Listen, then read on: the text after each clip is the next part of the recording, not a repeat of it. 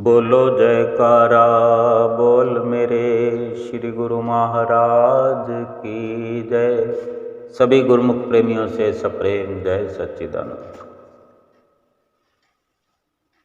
श्री परमहंस गुरुदेव के चरण पखारूं नित, जिनकी कृपा से भक्ति में लागे मोरा चित। आप प्रगटे इस जगत में जीव काज संवारने, शब्द नाव बनाए सुंदर दुखद जीव उबारने। तुझ आगे अरदास हमारी जियो पिंड सब तेरा, कह नानक सब तेरी वड्याई, कोई नाम न जाने मेरा। नम्रता और दीनता से भेंट सतगुरु दीजिए, मैं हूँ शरणागत तुम्हारी, दास अपना कीजिए। आज सभी श्री आनंदपुर धाम के अनुयायी जहाँ जहाँ भी हैं, अपने हृदय सम्राट नैना अभिराम श्री 108 श्री द्वितीय पातशाही जी महाराज का, श्री आनंदपुर धाम के श्री परमहंस अद्वैत मत के महान प्रवर्तक, दूसरे शहंशाह, दूसरे महाराज अधिराज का शुभ जन्म दिवस मना रहे हैं। इस जन्म दिवस की सभी गुरुमुख प्रेमियों को लाखों लाख बधाई हो। आज श्री आनंदपुर धाम में कण कण में खुशियां समाई है। चारों ओर कल से ही विशेष खुशियों का एक सिलसिला जो सुबह सवेरे शुरू हुआ। कल जो शुभ संक्रांति का दिवस गुरुमुख प्रेमियों ने श्री मंदिर जी में श्री गुरु महाराज जी के चरणों में बैठकर मनाया, सतगुरु का आशीर्वाद पाया। सुबह सुबह के अमृत वेले के दर्शन कल भी, और फिर शाम को श्री दर्शन हाल का नज़ारा, और इसी सुंदर अवसर को पाकर के गुरुमुख प्रेमी कल से ही खुशियां मना रहे। और सतगुरु श्री हजूर गुरु महाराज जी गुरुमुख प्रेमियों को खूब आशीर्वाद लुटा रहे हैं, और थोड़ी सी संगत भी बढ़ी हुई कल से। तो श्री दर्शन हाल में काफ़ी दिनों से बहुत कम संगत थी। कुछ गुरुमुख प्रेमी इस पर्व को, शुभ अवतरण दिवस को, दूसरी पातशाही गुरु महाराज जी के, जो कि बसंत पंचमी का आज शुभ दिन है, इसी शुभ दिन हमारे श्री दूसरी पातशाही गुरु महाराज जी का अवतरण दिवस भी है, जो कि बसंत पंचमी के दिन आप श्री गुरु महाराज जी अवतरित हुए, और श्री आनंदपुर दरबार की जो प्रथम पातशाही गुरु महाराज जी ने नींव रखने की, जो उनकी निजी मौज थी, और श्री गुरु महाराज जी इस प्रकार पहले पातशाही जी वहाँ पर पहुँचे जहाँ श्री दूसरी पातशाही गुरु महाराज जी अवतरित हुए और एक वक्त जब दूसरी पातशाही गुरु महाराज जी ने पहली पातशाही गुरु महाराज जी के सुंदर दर्शन किए, आप जी की चरण शरण हासिल की, वो कैसा सुंदर अवसर रहा होगा जब जब महापुरुषों की शरण मिलती है। बेशक आप जन्म जात अवतारी महापुरुष थे, फिर भी एक मर्यादा के तहत और संसार को देखने से मालूम होता है कि इसका कण कण एक विशेष नियम में बंधा हुआ है। सृष्टि को रचाने वाले, सृष्टि नियंता, सृष्टि पर नियंत्रण रखने वाले जिस प्रकार सृष्टि पर नियंत्रण रखने वाले ने इसको नियमों में बांधा है, उसे देखकर मनुष्य की बुद्धि हैरानी में पड़ जाती है, आश्चर्यचकित हो जाती है। कुदरत मूक रूप से अपने काम में लगी हुई है। हम कभी भी कुदरत की कोई भी कार्रवाई देखते हैं, कहीं से कोई आवाज़ नहीं आती। कुदरत अपना काम एक मर्यादा के अंदर चुपचाप करती चली जाती है। वो कार्य की रूप रेखा का प्रबंध जो है रंगमंच पर नाटक खेलने से पहले ही कर देती है। यानी जिस मनुष्य ने जिस प्रकार का जीवन व्यतीत करना होता है, उसे जन्म से ही उन भाग्य रेखाओं में बांध देती है और फिर इसके फलस्वरूप उधर श्री श्री 108 श्री परमहंस दयाल जी, श्री पहली पातशाही जी भारत के बिहार, राजस्थान आदि प्रदेशों में सोई हुई मनुष्यता को जागृति की धारा प्रवाहित कर रहे थे। सर्वसाधारण को भक्ति परमार्थ का रास्ता दिखा रहे थे। और इधर सीमा प्रांत में कस्बा टेरी में इस अमर सत्यता की ज्योत को युगों युगांतरों तक प्रज्वलित रखने के लिए कुदरत ने पहले ही बड़ी सुंदर व्यवस्था कर रखी थी। कुदरत के अटल नियम अनुसार जहाँ प्यासा पानी की पुकार बड़ी आतुरता से करता है, तो पानी का प्रबंध भी वहीं हो जाता है। चात्रिक के लिए स्वाति जल, चकोर के लिए चंद्रमा, मोर के लिए बादलों की मधुर छटा का होना बड़े प्राचीन काल से, अनादि काल का अटल ये नियम है। यानी जहाँ पर जितनी आकुलता से जिस वस्तु की भी मांग की जाती है, उतना ही जल्दी उसका प्रबंध भी निश्चित हो जाता है। अध्यात्मवाद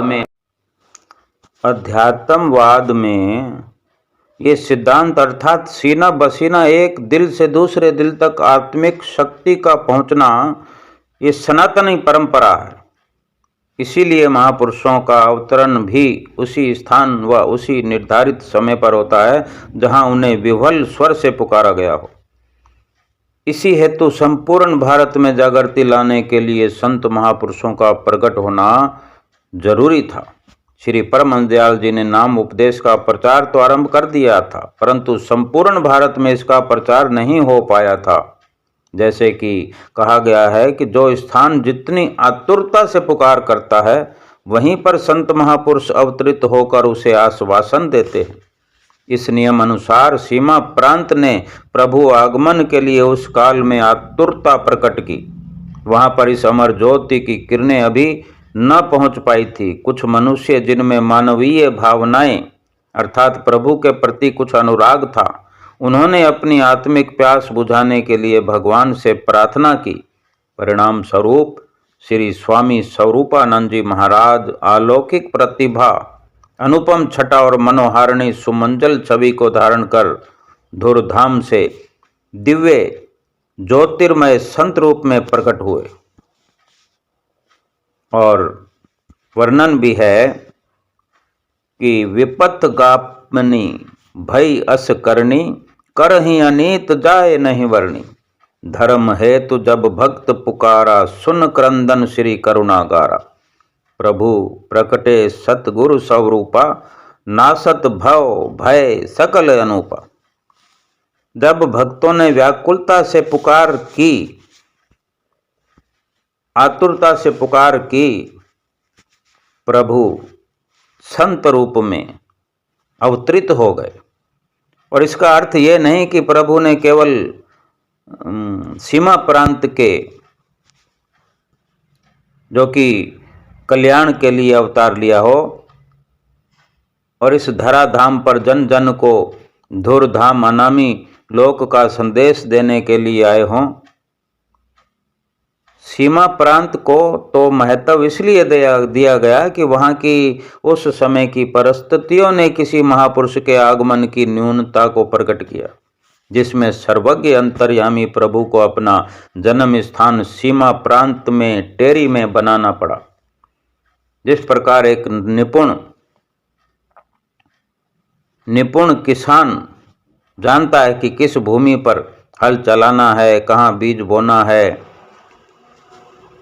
कहाँ सिंचाई की अवस्था है, कहाँ बीज किस जगह पर बीज बोना है, कहाँ सिंचाई करना है। और इसी प्रकार सतगुरुदेव महाराज जी दूसरी पातशाही जी ब्रह्मनिष्ठ पराविद्या के स्वामी ही इन सब गुणों से संपन्न थे और पहचानते थे कि किस स्थान पर किस प्रकार से सत्य नाम का बीज डालना है तथा भक्ति के नन्हे पौधे को अंकुरित करके फूलों फलों से भरना है। जिस स्थान पर महापुरुष पीर पैगंबर अवतार धारण करते हैं, उनके चरण स्पर्श करते ही वो भूमि भाग्यशालिनी बन जाती है।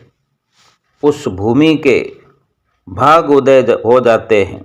श्री सतगुरुदेव जी श्री दूसरी पातशाही जी ने अवतार धारण करके सीमा प्रांत के भाग जगा दिए, और सीमा प्रांत के ही नहीं, वे जन जन को धुरधाम अनामी लोक का संदेश देने के लिए आए थे। पूरे विश्व को मोह की निद्रा से जगाने के लिए अवतार धारण करके आए। बसंत की सुहानी ऋतु राज बनकर आई। आज का जो दिन बसंत ऋतु का एक पर्व के रूप में मनाया जाता है, आज के शुभ दिन ही हमारे दूसरे युग सम्राट दूसरी पातशाही गुरु महाराज जी अवतरित हुए। बसंत की सुहानी ऋतु ऋतुराज बनकर आई। कलियां मुस्कान के साथ खिल उठी। नव पल्लवों के कोमलांगों द्वारा ऋतुराज का स्वागत किया गया। भ्रमर पुष्प भंवरे जो फूल फूल पर गुंजार भरने लगे। हरी हरी दूब ने पृथ्वी को मखमली गलीचे से ढक दिया। नभ से देवता खुशियां मना रहे थे। खुश होकर के फूलों की वर्षा करने लगे। आह्लाद की एक मधुर झंकार के साथ भक्त हृदय हर्षित हो उठे। सीमा प्रांत के जिला कोहाट तहसील बांडा में स्थित कस्बा टेरी में 3 संभ्रांत कुलों में से एक वासुदेव कुल था। इस वासुदेव कुल के उच्च प्रतिष्ठित घराने में हमारे चिरस्मरणीय अभिनंदनीय श्री श्री 108 श्री स्वामी स्वरूपानंद जी महाराज ने अवतार लिया। आपने वासुदेव कुल में दिनांक 1 फरवरी सन 1884 बसंत पंचमी शुक्रवार के शुभ दिन इस धरती के भाग जगाए। कथन आता है, धन मात पितो धन कुल भवन सुहृद परिवार, ज्ञान भान प्रकाशिया तिहूँ लोक उजियार। धन्य है तेरी भाग्य तब प्रभु लीना अवतार, भव वारधि से तारने धरा रूप साकार। प्रकृति का ये नियम है कि वो भावी निर्माताओं के लक्षण बाल्यकाल की झांकियों में प्रदर्शित कर देती है। इसी तरह आपके दूसरी पातशाही गुरु महाराज जी के बाल्यकाल की अठखेलियाँ इसी सत्य को साफ साफ दिखाती हैं कि आप जन्मजात अवतारी पूर्ण तत्व ज्ञानी महापुरुष थे। आपकी अवस्था अभी 40 दिन की थी कि एक जटाधारी साधु आपके घर आकर धुनी रमाकर बैठ गया और पूज्य माता जी द्वार पर आकर साधु को देखकर अंदर गई और उसे कुछ भिक्षा देने के लिए फिर जब वापस बाहर आई तो उस साधु ने कहा, माई हमें तो आपके बालक का दीदार करने की भिक्षा चाहिए। माता जी ने आपको बाहर ना लाने के लिए साफ साफ कह दिया। उनके दिल में विचार आया कि साधु जंतर मंतर से ना जाने बच्चे पर कोई टोटका कर दें, कोई प्रभाव डाल जाएं। माता जी ने जोर देकर कहा कि बाबा, बच्चा तो किसी दशा में भी बाहर नहीं लाना है। परंतु बाबा जी भी अपने हठ पर अड़े रहे तथा धुनी रमाकर अलख जगाने लगे। इस वाद विवाद को देखकर पड़ोस की स्त्रियों की भीड़ जमा हो गई। पास में ही रहने वाले पंडित हेमराज जी भी किसी कार्यवश वहां आ पहुंचे और उन्होंने सारा इस वृत्तांत के बारे में पूछा तो साधु ने अपनी इच्छा प्रकट कर दी। पंडित जी कहने लगे, माता जी इसमें कोई हानि नहीं है, एक बार बालक को बाहर ले आओ। महात्मा जन साधु जन सदा दुआ ही दिया करते हैं। और इतना कहकर वे पंडित हेमराज जी स्वयं अंदर गए और आपको दूसरी पातशाही गुरु महाराज जी को स्वयं अपने हाथों में अपनी गोद में ले आए और बाबा के सामने किया तो बाबा ने हाथ फैलाकर आपको उठा लिया। कुछ देर तो वो साधु आपको देखता रहा, फिर उसने बड़े प्यार से धीरे से कहा, श्री गुरु महाराज जी को, जो कि बाल्य अवस्था में केवल 40 दिन की आयु रही थी, धीरे से आपको कहने लगा, क्या बाबा को पहचानते हो? तो आप उसके चेहरे की ओर देखकर हंसने लगे और उसने एकदम आपको सीने से लगा लिया। बाबा ने प्यार किया और फिर पंडित जी के हाथ में आपको दे दिया और वहाँ से चल पड़े। पंडित जी आपको अंदर सुलाने के लिए गए तो उन्हें फिर ख्याल आया कि बाबा को भोजन आदि अवश्य कराना चाहिए। वे आपको सुला करके जल्दी ही बाहर आए और देखा तो बाबा जी न जाने कहाँ चले गए। तो पंडित हेमराज जी उन्हें ढूंढने लगे, क्योंकि वे पहुँचे हुए फकीर दिखाई देते थे। उन्हें भोजन अवश्य कराना चाहिए था, परंतु वे उन्हें कहीं भी नहीं मिले। ऐसा प्रतीत हुआ कि मानो स्वर्ग से देवता भी आपके श्री दर्शन की इच्छा से भेष बदलकर अपनी मनोभावना पूर्ण करना चाहते थे। इस रहस्य को जीव बुद्धि नहीं समझ सकती। वे बाबा जी कौन थे तथा आपने मुस्कुराकर उनकी हार्दिक अभिलाषा को पूरा भी कर दिया था। इसी प्रकार जब आपकी आयु 8-9 वर्ष की हुई तो आप नंगे पांव नंगे सिर पर्वतों की गुफाओं में जाकर बैठ जाते। अनेक अनेक बाल्य लीलाओं से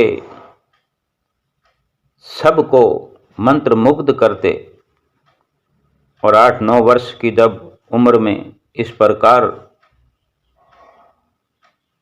भजन अभ्यास में लीन हो जाते और घर वालों को ये चिंता रहती कि कहीं किसी जंगली पशु के पंजे में आप ना आ जाएं। कई बार आपके बड़े घर के प्यार से अपनी गोदी में बिठाकर पूछते, माताजी प्यार से गोदी में बिठाकर पूछती कि घर में तुम्हें कोई कष्ट तो नहीं है, तो आप कोई उत्तर नहीं देते, मौन धारण किए रहते। टेरी निवासी बड़े बड़े सज्जन आपकी अनूठी सुषमा को देखकर अपने पास आपको बिठा लेते और मुट्ठी बंद करके पूछते कि इसमें क्या है। तब आप अपने भोलेपन से उत्तर देते कि अमुक वस्तु है, और सभी हैरान रहते। जब मुट्ठी खुलती तो वही वस्तु निकलती जो आप उनके बारे में कहते। ऐसी लीलाओं को देखकर बड़े बुजुर्ग यही कहते कि ये कोई महान विभूति है, साधारण मनुष्य नहीं। वे आपको अपने घर ले जाते, आपके चरण चूमते और श्री वचनों का उस अवस्था में श्री वचन उनसे सुनकर मधुर रसपान करने के लिए कुछ न कुछ ऐसी चर्चा आरंभ कर देते। तब आप उस आयु में अपने चरण कमलों को छुपाते, कभी वहाँ से भाग जाते, परंतु श्रद्धालु और सत्यता के उपासक प्रेमी आपको पकड़कर आपके चरण चूम ही लेते। आप इस झमेले में ना पड़कर फिर वहाँ से पर्वतों की ओर निकल जाते। उस समय दशा ये होती कि चरणों के सुकोमल तलवों में पैने कांटे चुभ जाते, बड़े घाव करने वाले ऐसे कांटे जो आपको उस अवस्था में, उस आयु में आपके पाँव में चुभ जाते। आपका पहरावा झाड़ियों में उलझकर तार तार हो जाता, परंतु आपको शारीरिक कष्ट की कोई चिंता ना होती। भजन बंदगी में अधिक से अधिक समय व्यतीत करते। आपके नेत्रों में एक दिव्य मस्ती, मस्तक पर अलौकिक प्रकाश की आभा विद्यमान रहती, जो भगत लोगों के हृदयों को आकर्षित करती थी। पर्वत निवासी लोगों में से कुछ एक ने जब भी आपको मालिक की लगन में एकांत में बैठे हुए देखा, एक विलक्षण तेज आपके मस्तक पर उन्हें दिखाई दिया। वे आपको सच्चा फकीर मानने लगे तथा आपकी ध्यान अवस्था पर मंत्र मुग्ध हो गए। कई कई घंटों तक गुफा के बाहर आपके श्री दर्शनों की प्रतीक्षा में बैठे रहते। इन लोगों ने भी कई बार निकट संबंधियों से जाकर कहा कि ये कोई पहुँचे हुए फकीर हैं, ये संसारिक बंधनों में जीवन व्यतीत करने के लिए पैदा ही नहीं हुए। वर्णन है कि कैसा अनूठा तेज और है झलक, ये छाया उजियारा है जिससे जमी व फलक पे। निज आनंद में मगन हुए, दी तन बदन की होश भुला। खेशो अकरबा से उन्हें कोई सरोकार न रहा। वो गुलामी में किसी की आ सकते हैं क्या, राह हक दिखलाने का जिन्होंने है जिम्मा लिया। कायरे आजाद को क्यों कफस रास आए, आजाद थे वो खुद करने सबको आजाद आए। सारी लीलाएं महापुरुषों की, जो कि इस जुबान से वर्णन भी नहीं हो सकती। आपने कितना एकांत में भजन अभ्यास किया, कितनी भजन बंदगी आपने उस बचपन से ही, बचपन की आयु से ही करने लगे। और बड़े सुंदर शब्द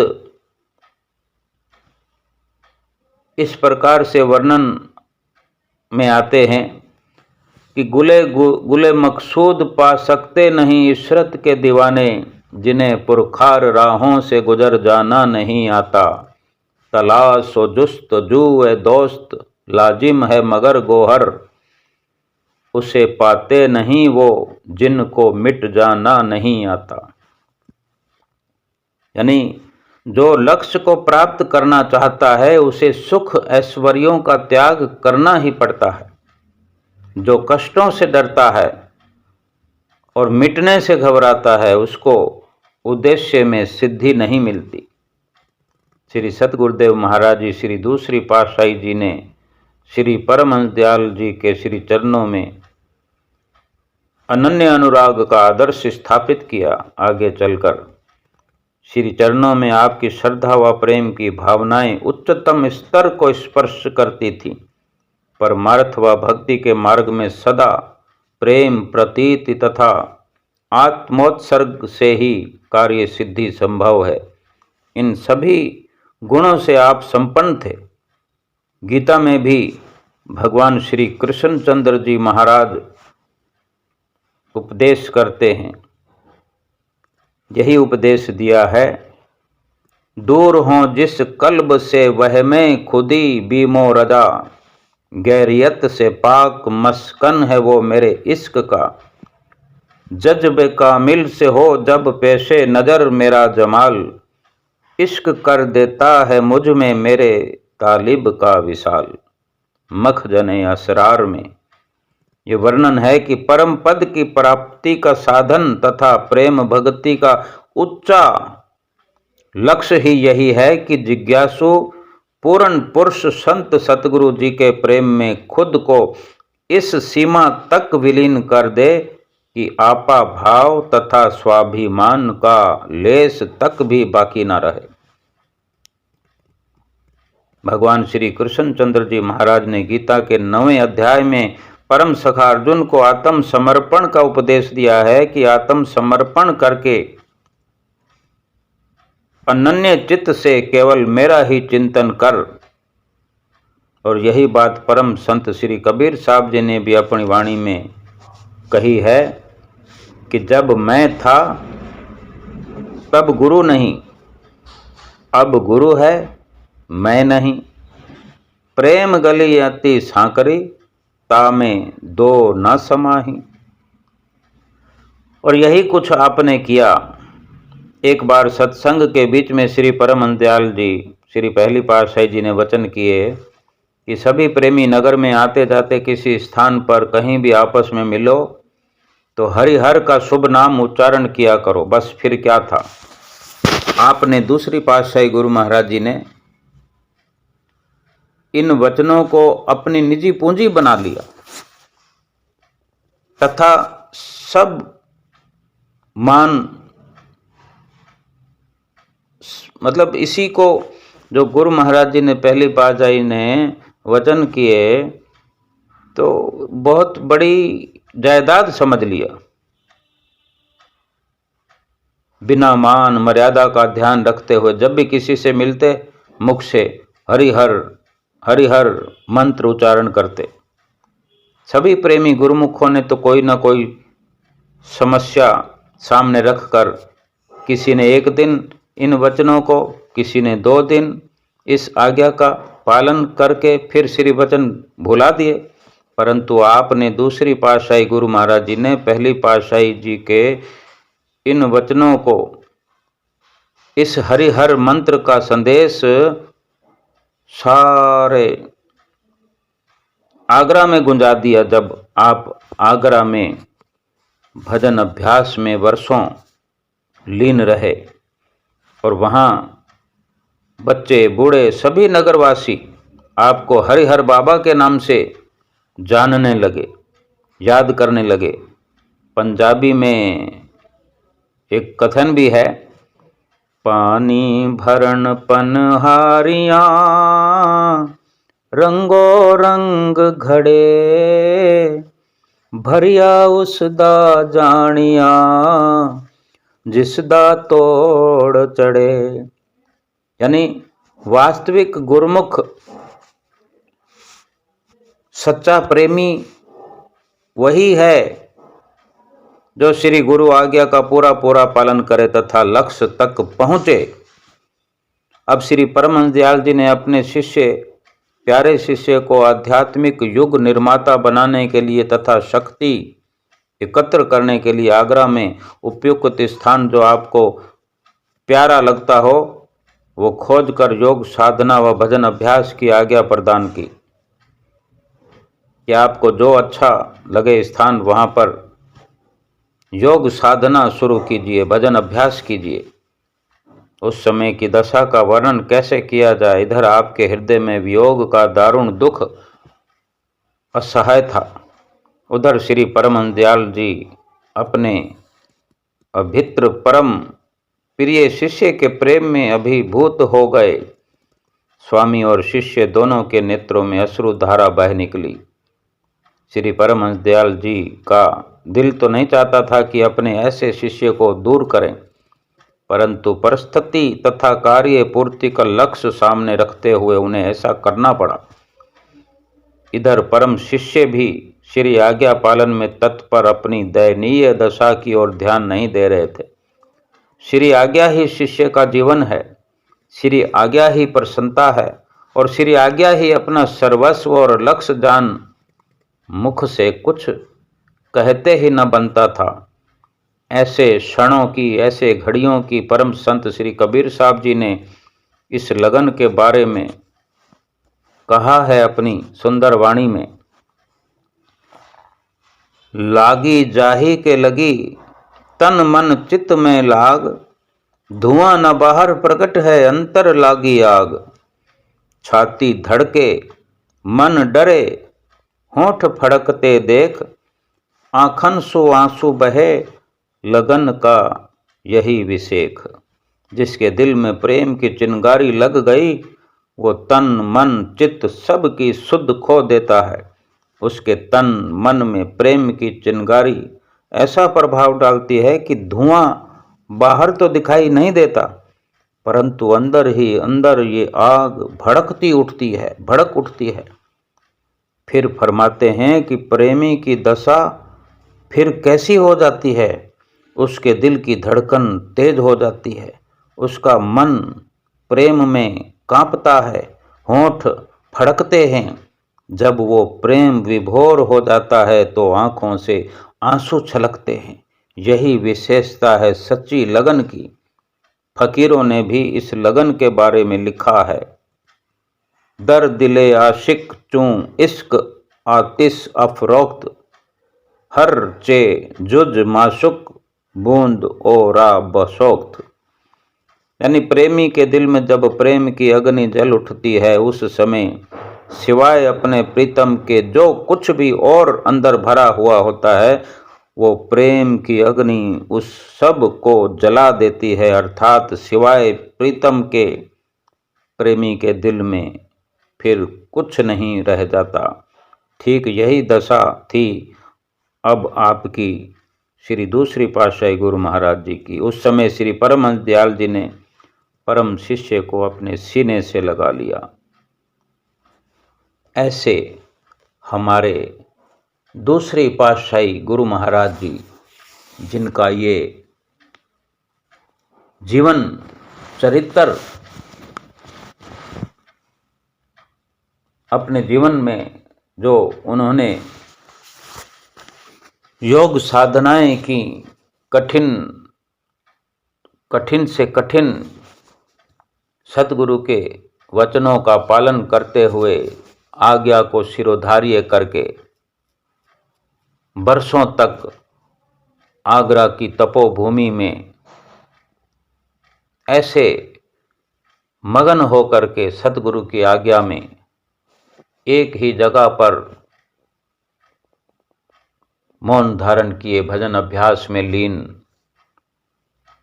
होकर के आज भी तपोभूमि के नाम से वो जगह विख्यात है।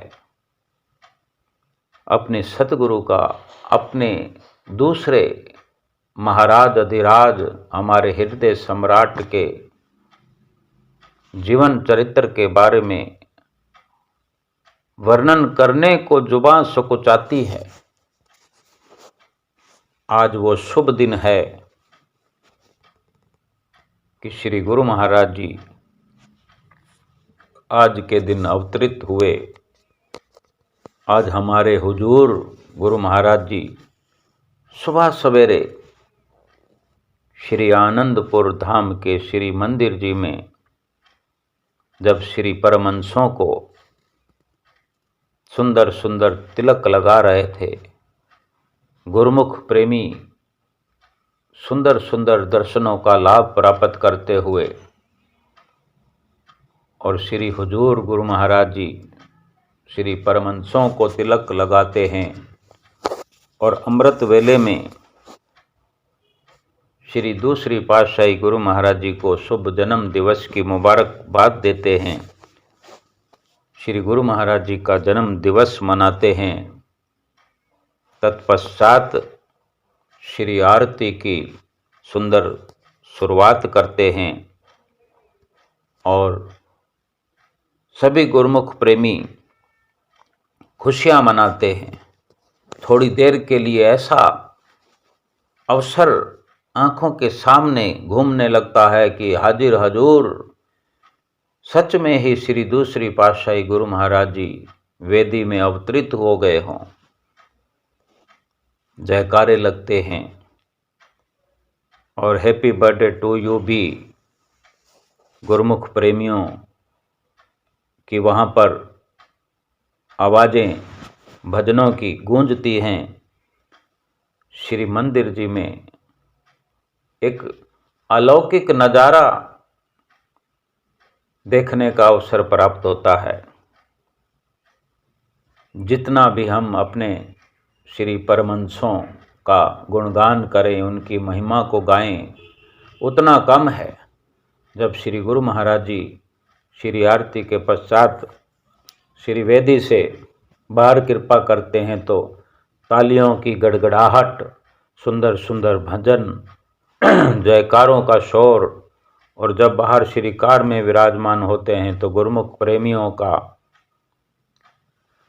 समूह श्री कार के आगे नाचने का और ये खुशियाँ मनाने का शुभ अवसर जो गुरुमुख प्रेमियों को